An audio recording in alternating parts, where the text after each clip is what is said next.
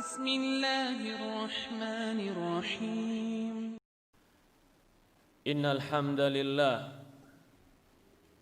نحمده ونستعينه ونستغفره ونعوذ بالله من شرور أنفسنا ومن سيئات أعمالنا من يهد الله فلا مضل له ومن يضلل فلا هادي له أشهد أن لا إله إلا الله وحده لا شريك له وأشهد أن محمد عبده ورسوله لا نبي بعد قال الله تعالى في كتابه الكريم يا أيها الذين آمنوا اتقوا الله حق تقاته فلا تموتن إلا وأنتم مسلمون وقال الله سبحانه وتعالى يا أيها الذين آمنوا اتقوا الله وقولوا قولا سديدا يصلح لكم أعمالكم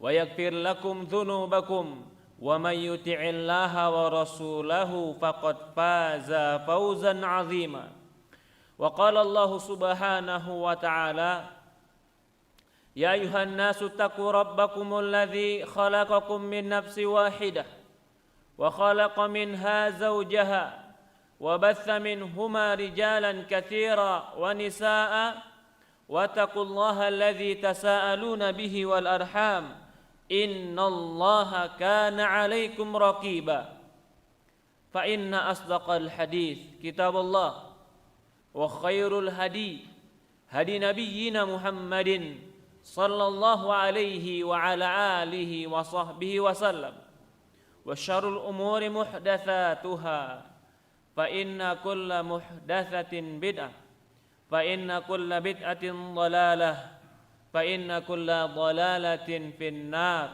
أعاذني وإياكم من النار يا عباد الله أوصيكم ونفسي بتقوى الله فقد فاز المتقون.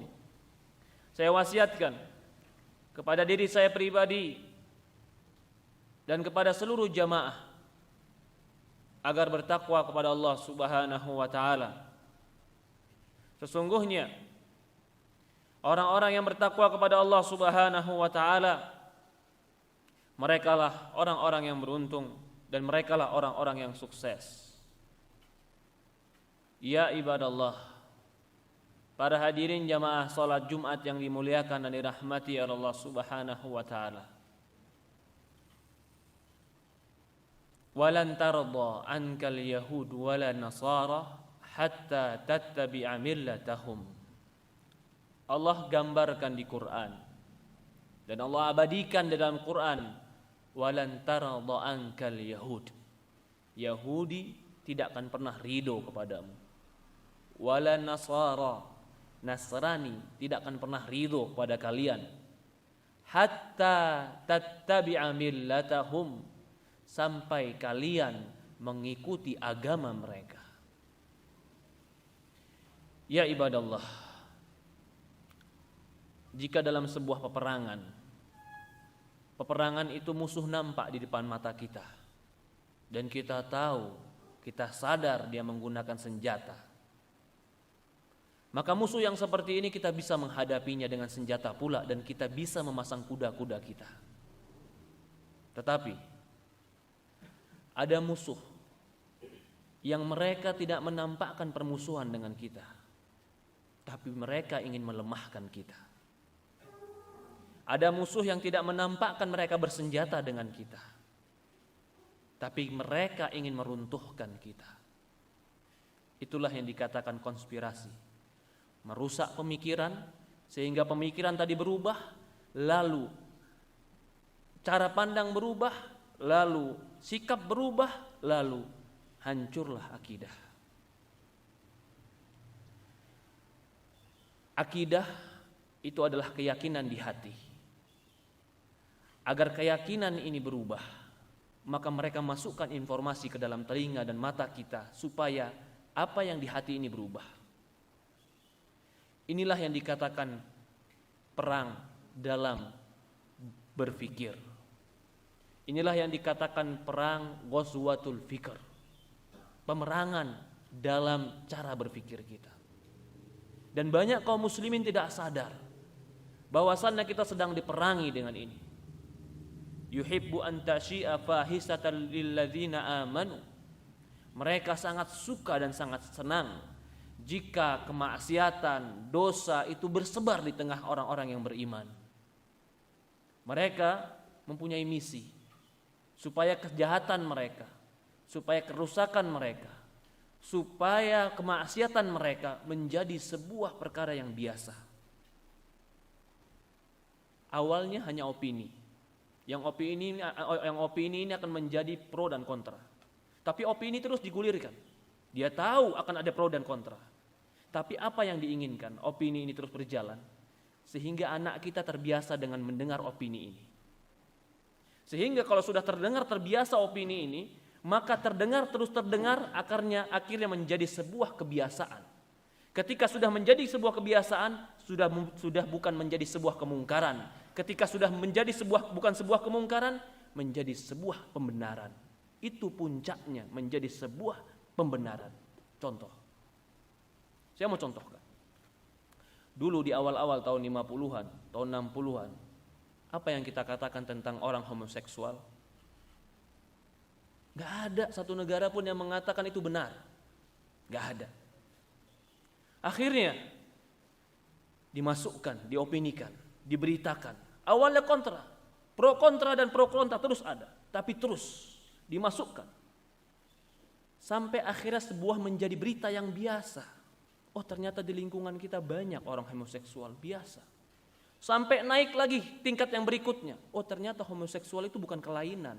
Itu adalah sebuah normal. Naik lagi sampai kapan? Legal. Naik lagi sampai kapan? Siapa yang tidak menerimanya, maka mereka tidak menerima kebenaran. Mereka yang tidak menerima tentang perbedaan. Mereka orang yang jumud, mereka orang tertinggal, mereka tidak modern. Telah dicuci otaknya. Sadarkah? Ternyata itu pencucian otak. Mereka katakan kaum muslimin mencuci otak, mereka katakan akidah itu mencuci otak. Tidak, kemaksiatan mereka lah mencuci otak. Bahkan mereka gunakan senjata-senjata mereka untuk mencuci otak kaum muslimin. Dengan HP kita, baca berita yang dikuasai oleh mereka.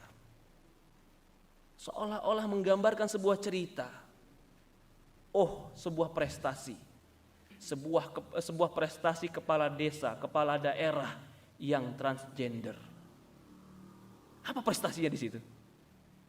Apakah ada prestasi di situ ketika transgender menjadi kepala desa? Tapi kenapa dia meletakkan menjadi lain berita yang tertinggi? Apa yang ingin dia sampaikan kepada kita? Sadarkah kita? Yang dia ingin sampaikan adalah ini bagian hidup kita. Ini orang hebat. Ini orang jangan dikucilkan. Ini orang biasa. Maka terimalah orang seperti ini. Suatu hari anakmu seperti ini, maka itu biasa. Jangan tolak. Itu sebuah contoh. Dan itu terjadi sampai sekarang. Maka jangan heran ketika perusahaan-perusahaan besar mengatakan kami pun menerima beraneka ragam warna. Kami pun menerima LGBT. Kenapa? Karena mereka ingin mendapatkan legalitas. Ingin mendapatkan pengakuan yang orang-orang tercuci otaknya di negeri barat. Dan ini ingin masuk ke negeri kita. Negeri kita masih ada yang membenci. Tapi sekarang terus diopinikan. Pro kontra dibiarkan. Karena sedang mencuci otak siapa yang bisa tersaring mereka tarik. Siapa yang tidak bisa tersaring mereka biarkan. Tapi dibiarkan itu terus ada di tengah kaum muslimin. Contoh lain adalah komunisme. Ateis. Dulu kita kalau mendengar ateis, komunis itu lebih jelek daripada anjing. Tapi sekarang seolah-olah sudah dimasukkan. Negara komunis itu maju. Merata. Hebat. Dia nggak mengajarkan kita komunis, tapi mengagumkan kita kepada komunisme. Ini targetnya bukan setahun 2 tahun. Nanti ketika sudah sering mendengar dan kagum, sudah kagum dan sudah membanggakan, akhirnya menjadi cita-cita. Nanti targetnya adalah komunis itu adalah benar. Sadarkah kita bahwasanya ini peperangan? Dia tidak memerangi kita langsung masuk kamu ke dalam komunis, tidak. Cara berpikir kita dikerangka oleh mereka. Dikerangka melalui apa? Melalui media. Berita mengarah ke sana, Facebook mengarah ke sana, Twitter mengarah ke sana.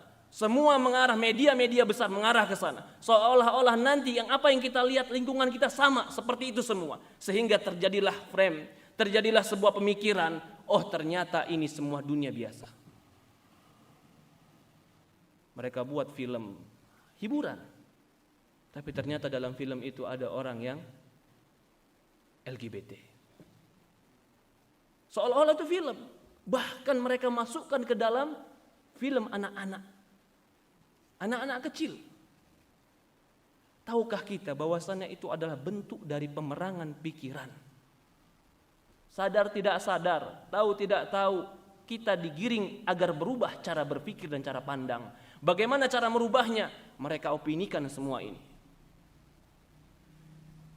Ini terjadi. Ini harus sadar. Dan ini adalah sebuah konspirasi yang struktur ataupun tidak, tapi semua mengarah kepada titik yang satu. Jangan berpegang kepada Islam. Islam dianggap tertinggal, Islam dianggap tidak tolerir, Islam dianggap radikal, Islam dianggap tidak bisa menerima perbedaan. Apa yang harus kita lakukan? Apa yang harus kita lakukan? Yang harus kita lakukan adalah ku anfusakum wa ahlikum nara. Jaga keluargamu, jaga dirimu dari api neraka. Itu baru sebagian gambaran. Ada gambaran-gambaran yang lebih licik lagi yang mereka gunakan untuk menghancurkan kaum muslimin. Percayakah kita bahwasannya mereka telah menyiapkan uang triliunan rupiah untuk memberikan beasiswa kepada anak-anak orang Islam agar belajar agama di negeri mereka? Percayakah kita mereka telah membuat universitas-universitas yang mereka katakan orientalis, ketimuran, mempelajari budaya timur? Semua itu cuma cover, dalamnya adalah ingin merubah dan menarik kaum muslimin agar mereka tidak berpikir seperti pemikiran Islam. Mereka masukkan pemikiran mereka. Nanti pulang ke negeri kaum muslimin, kamu ucapkanlah sesukamu perkataan, kamu ucapkanlah sesukamu akidah yang akhirnya berbenturan dengan kaum muslimin. Bahkan mereka dibiayai dan didanakan untuk menjadi orang-orang yang ucapannya didengar. Ini terjadi. Mengapa mereka bisa sekolah sampai S3 di negeri barat tapi yang dipelajari Islam? Siapa yang membiayai? Begitu mereka pulang, mereka punya kedudukan, mereka bisa bicara di koran, mereka bisa bicara di media. Siapa mereka? Siapa yang membiayai? Sadarkah kita ini ada? Ini ada. Ku anfusakum wa ahlikum nar. Dulu orang tua kita malu kalau anaknya itu keluar dengan pakaian-pakaian yang membuka auratnya. Tapi kalau sekarang sebagian orang tua bangga. Kenapa cara pandang ini berubah? Kenapa cara berpikir ini berubah? Telah terserap dengan pemikiran-pemikiran yang disusupi melalui informasi, melalui TV, melalui media, melalui portal-portal yang mereka miliki untuk merubah kaum muslimin. Dari inilah betapa banyak orang tua yang soleh, tapi tidak sadar bahwasannya keluarganya, anaknya sedang dikerumuni dan sedang digerogoti oleh pemikiran-pemikiran barat. Akhirnya anaknya tidak mengikuti bapaknya. Jangan kita menjadi orang soleh sendiri dalam rumah kita. Jangan kita menjadi orang baik sendiri dalam rumah kita. Ajari anak kita agama yang benar. Ajari istri kita agama yang benar. Cucu kita, orang-orang dekat kita, ajari mereka dan tamengi mereka dari informasi yang tidak benar. Karena itu semua merusak akidah, merusak keyakinan, merusak apa yang harusnya dimiliki oleh seorang muslim dari keyakinan ketika dia bertemu dengan Allah Subhanahu wa taala. Bahkan sampai permainan game mereka desain agar game ini bisa memasukkan pemahaman mereka. Sadar tidak sadar, ini semua termasukkan. Memang kita tidak mungkin bisa menghindar dari kerusakan ini, tapi kita bisa menamengi diri kita. Yang kedua, selain kita tamengi diri kita, adalah dakwah kepada Allah. Ajak manusia kepada kebaikan. Ajak manusia kepada agama Allah. Ketika saya katakan ajak manusia kepada agama Allah, bukan berarti semua kita harus menjadi ustadz saat ini juga. Bukan berarti saat ini kita langsung menjadi kiai, tidak. Sebagaimana mereka gencar menyebarkan informasi-informasi yang tidak benar, maka kita pun kaum muslimin harus bersatu menyebarkan informasi yang benar. Dari HP kita, di status kita, kenapa kita tidak statuskan perkara-perkara keislaman yang benar? Kenapa kita tidak statuskan haramnya komunis? Kenapa kita tidak statuskan haramnya khamr? Kenapa kita tidak statuskan haramnya perzinahan? Terus digaungkan. Sebagaimana mereka menggaungkan, kita gaungkan sebagaimana semampuan kita. Ketika mereka punya media, kita pun harus menggaungkan melalui media kita. Karena inilah yang dikatakan konspirasi dan opini. Jadikan status kita, jadikan media sosial kita, jadikan apapun yang kita miliki, yang kita bisa berikan informasi kepada orang lain, informasi tentang kebenaran dan Islam. Untuk mengkater, untuk memotong semua apa yang disebarkan oleh mereka. Jadilah kita pendakwah. Pendakwah dalam agama Allah. Bukan berarti berdakwah harus berdakwah dengan mulut kita. Kita bisa berdakwah dengan apa yang mampu kita kerjakan. Yang ketiga, bagaimana caranya kita menghadapi ini semua? Adalah amar ma'ruf nahi mungkar. Jangan pernah segan untuk mengingkari kemungkaran. Jangan pernah segan untuk mengatakan yang haram itu haram. Jangan pernah segan mengatakan salah itu salah dan benar itu benar. Karena ketika kebenaran dan kesalahan sudah mulai diburamkan dan dirabunkan, maka ketika itu anak-anak yang tidak belajar agama tidak akan pernah melihat mana yang putih, mana yang hitam.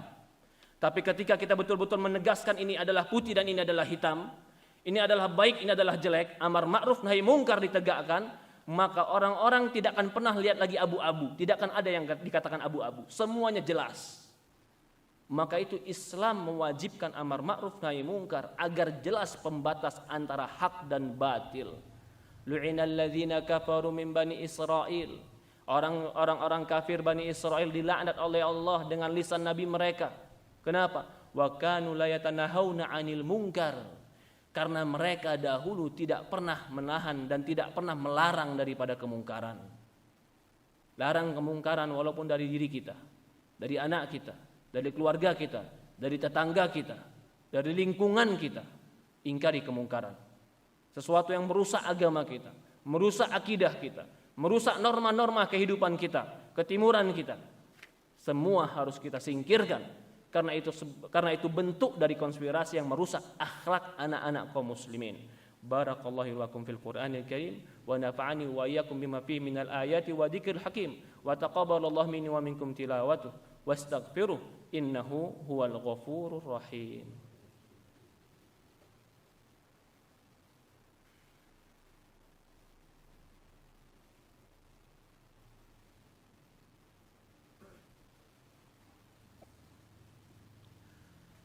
Alhamdulillah.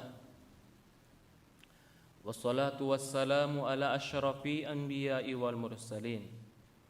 Ala nabiyina Muhammadin sallallahu alaihi wa ala alihi wa sahbihi wasallam.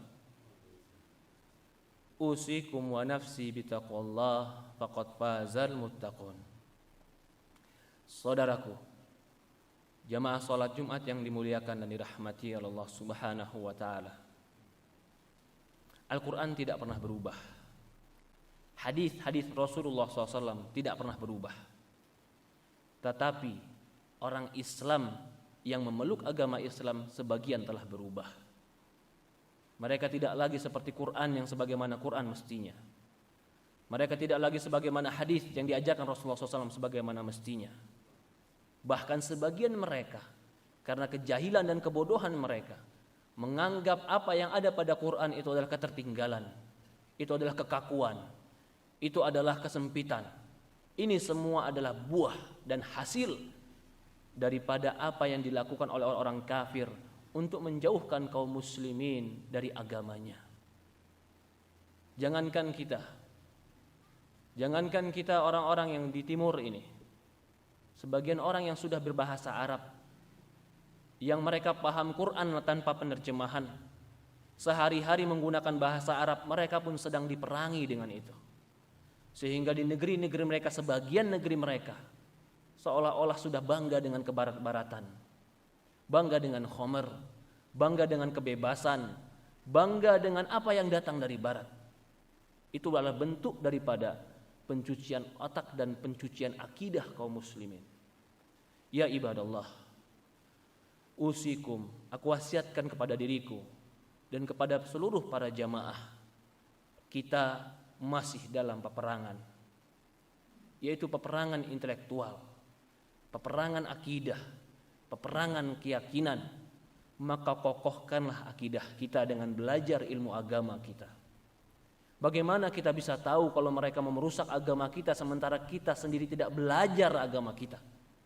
Dari inilah kenapa Allah turunkan pertama kali Quran itu Iqra bismi rabbikal ladzi khalaq. Bacalah, belajarlah dengan namamu yang nama Rabbmu yang telah menciptakan engkau. Kenapa Allah perintahkan kita belajar agama kita? Karena agar kita mengerti bagaimana sebenarnya seorang muslim harus berkeyakinan, berakidah.